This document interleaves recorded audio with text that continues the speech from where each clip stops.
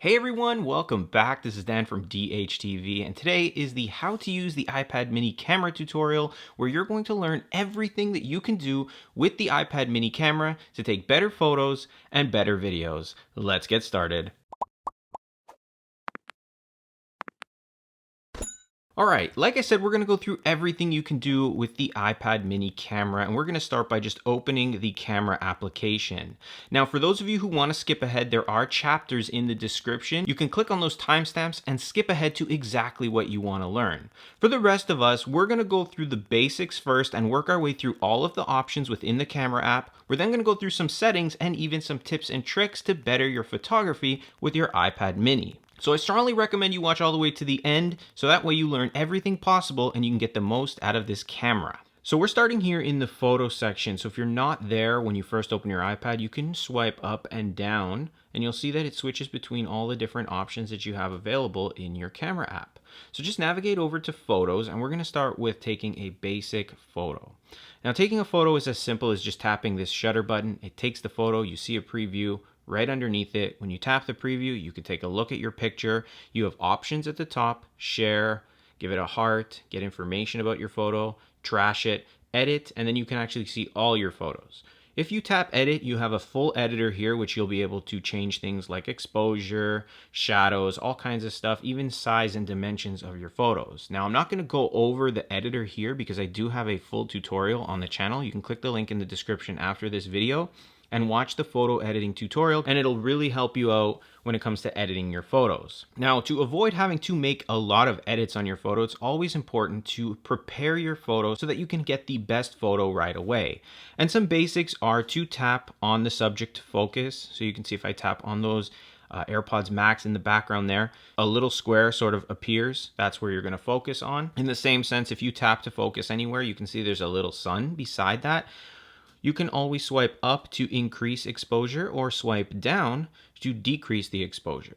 You have a zoom option here. You can tap to zoom in. It'll give you a 2x zoom. You can also hold your finger on that zoom and use the dial to zoom in and out.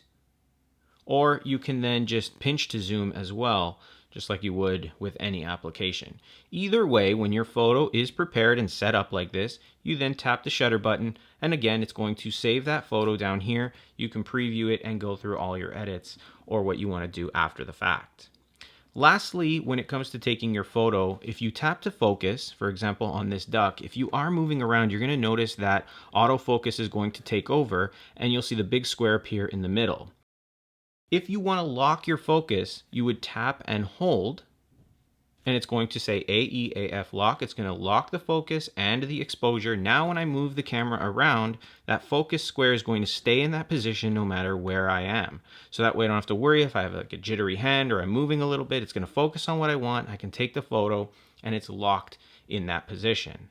If you want to remove this, you just tap anywhere else on the screen. It removes the autofocus lock and you're back to a normal photo. Now there are some extra options you can use within your photo section, and you'll see them right here above the shutter. And no matter where you are within the camera app, the video app section, you'll see different options appear. Now the first option that we're looking at, you can see it's yellow, and if you see them in yellow, that means they're on and active, and that's actually live photos. If you've never used live photos, it's a really cool concept. Basically, it's capturing a small video before and after your photo to give you a live effect. The best way to show the example of this is to just maybe throw this duck in the middle of my photo here. So I'm just going to actually flick him. It's a little bit easier for me the way I'm positioned here. So I'll just kind of bring my hand in to flick him and take the photo, and you'll see what happens. And now, because I have live on, if I go to the preview, you can see at the top it says live. If I tap my finger on the screen and hold, you'll see the live effect. So we hold, and there it is. Now this is great not to do things like this, but to also capture a little bit of a moment. So maybe someone talking, laughing, to capture the exact facial expression you want, because if you do edit, you can actually tap on the live option here and you can choose any point within that live photo to create a key photo. And that means if people were blinking in your photo, smiling, laughing, frowning, you can find when everybody was making the right face, tap to make it a key photo, and now you have the perfect moment every single time.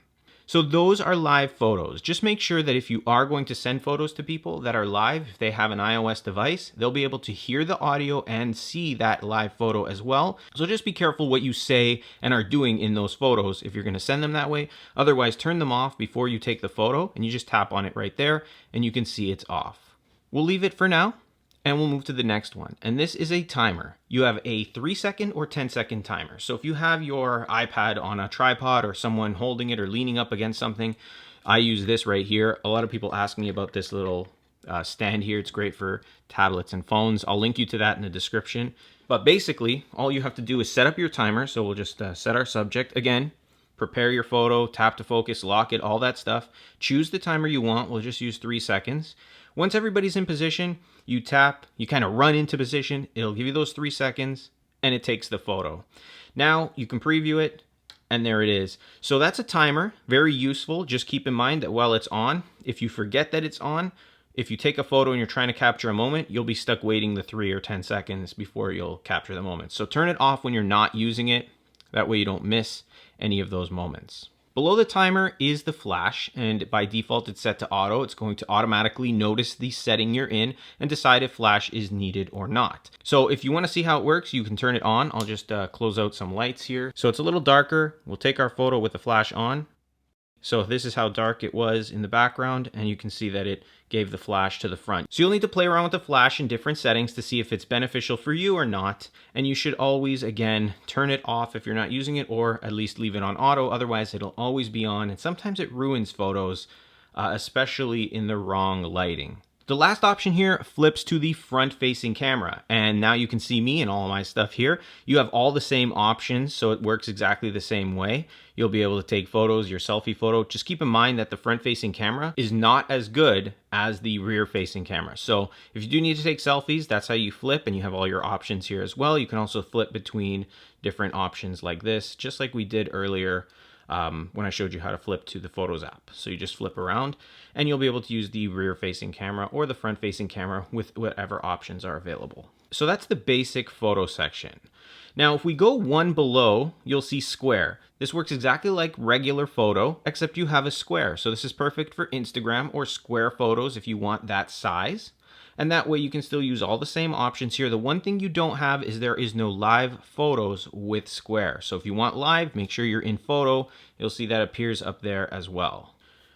Moving up to video, this works very similar to photos. So once again, tapping to focus is available. All the zooming features, if you want to zoom in and out with pinch to zoom, you have that as well. You have your flash, but in this case with video, if you turn it on, it turns a light on. So again, we'll just close out some of the lights here, and you can see the light is on right now, but if I turn it off, you can see what it does. It's hard to see on screen because my camera is trying to adjust the lighting changes as well, but basically if you ever need a light, you would just turn that on, or if you leave it on auto, then it's going to decide when it's to be used based on what it sees and recognizes of the setting.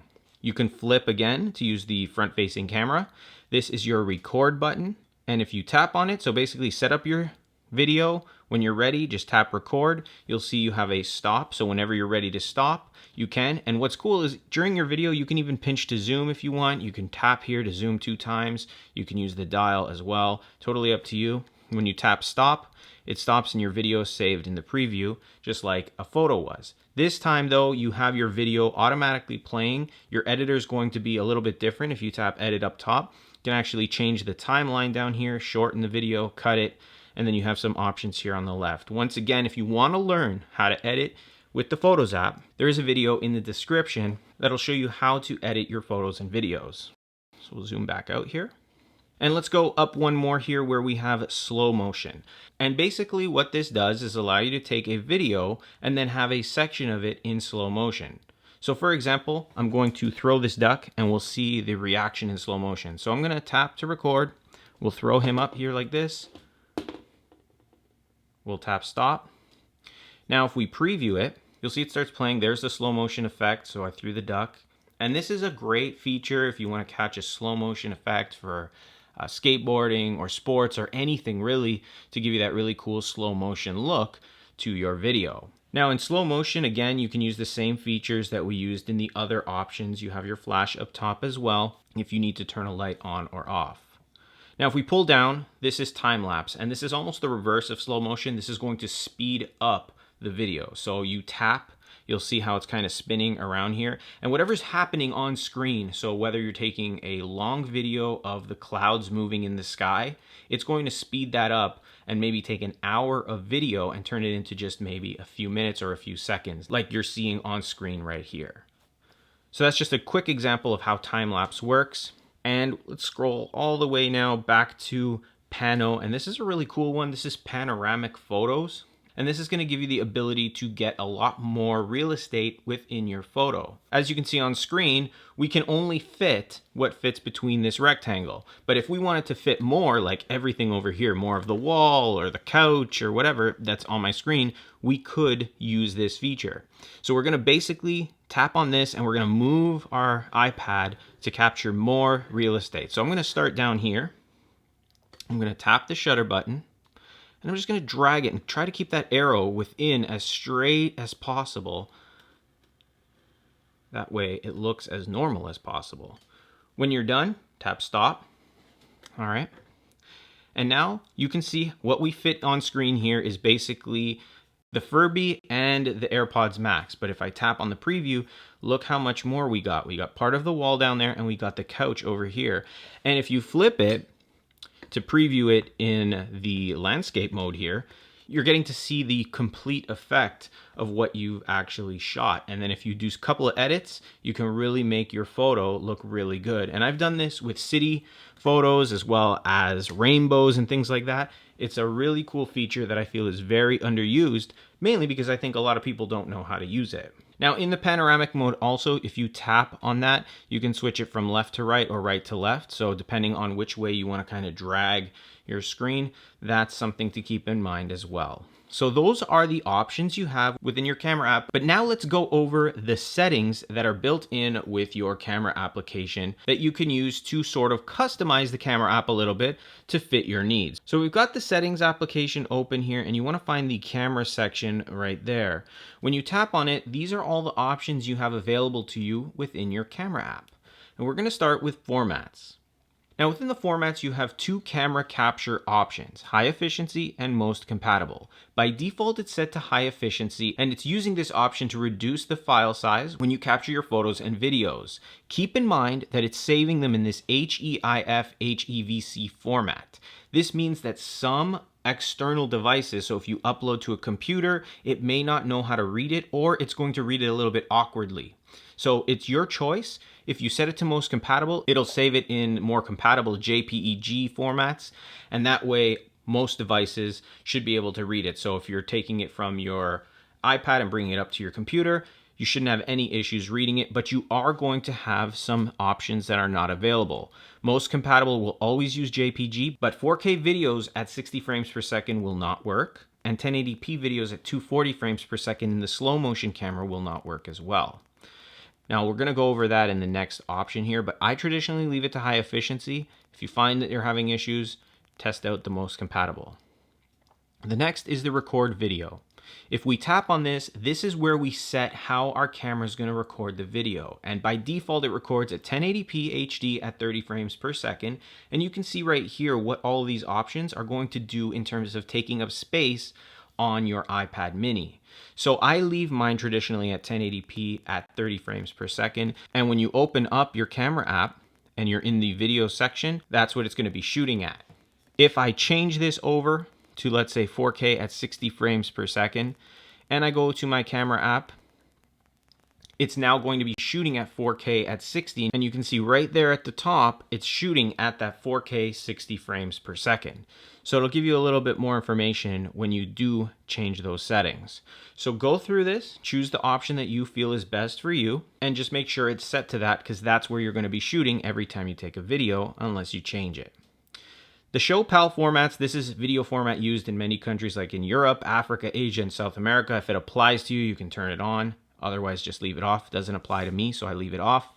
Auto FPS, it's set to automatically reduce the frame rate to improve low light video and optimize file size. So you have the options here to set it to auto 30 frames per second, auto 3060, or off. And you can just read a brief description down here of what it'll do, but I leave that as is as well. And then you have video format control. Now this is part of the tips and tricks section, but we'll turn it on here anyway. If you turn this on now, when you go into your camera app and you're in your video section, you see it says HD 30. So I can tap on that and change it to HD 60.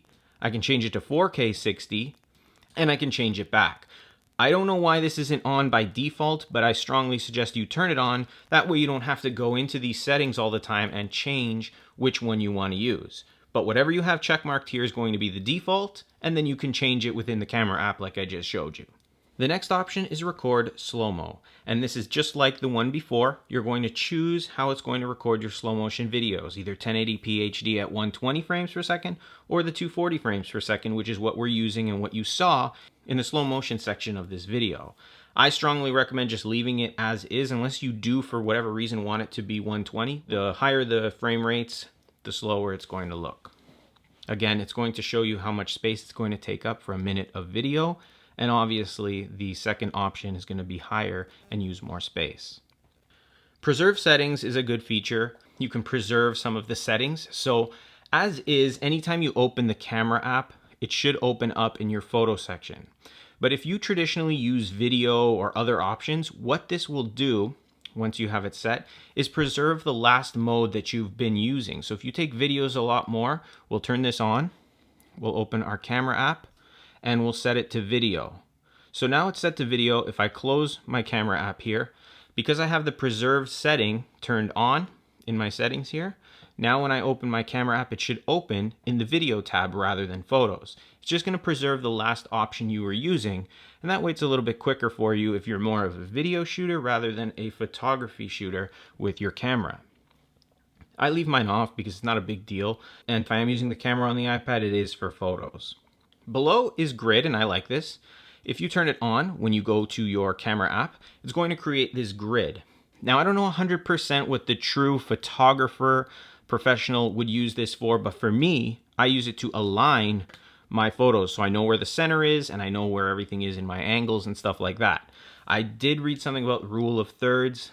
I'm not huge into professional photography. I just like things that work. I like good shots, and this is how I use it. So you can turn the grid on if you want, and that's what it'll do for you. Mirror the front camera, a very big option here. Again, another one of the tips and tricks, but we'll show you anyway right here.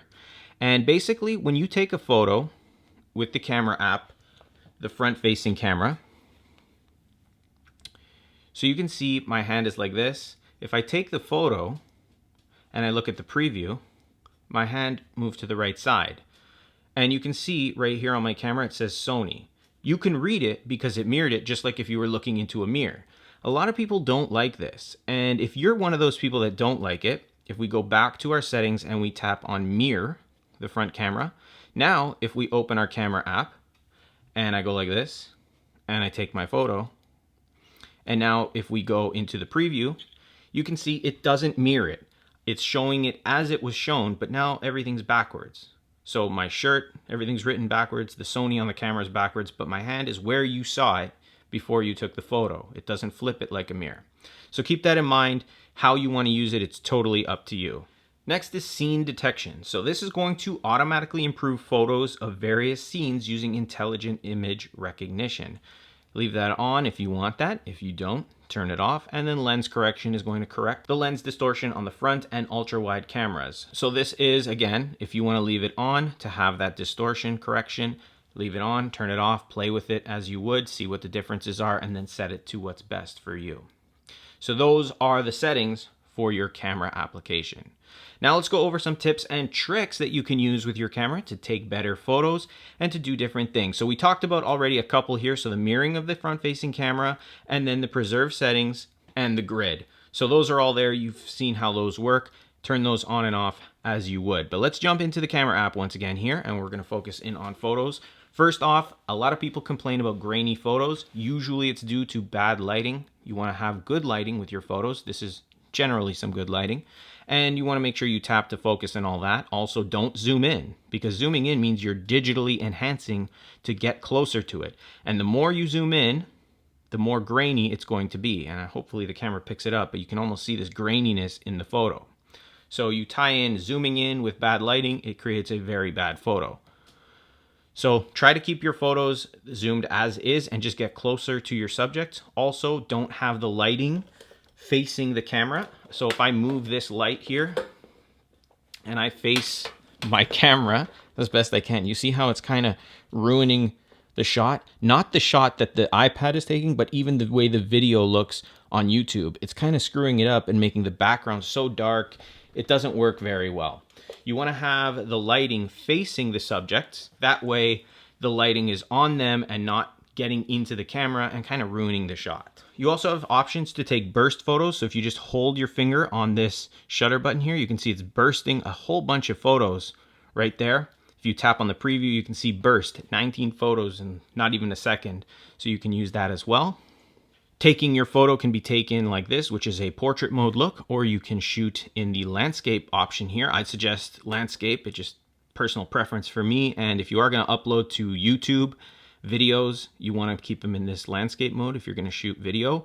If you're going to use Instagram or you're going to use TikTok or anything like that, then you would flip it to the vertical. But this will give you the same options here as well. And you can shoot your or take your photo the same exact way.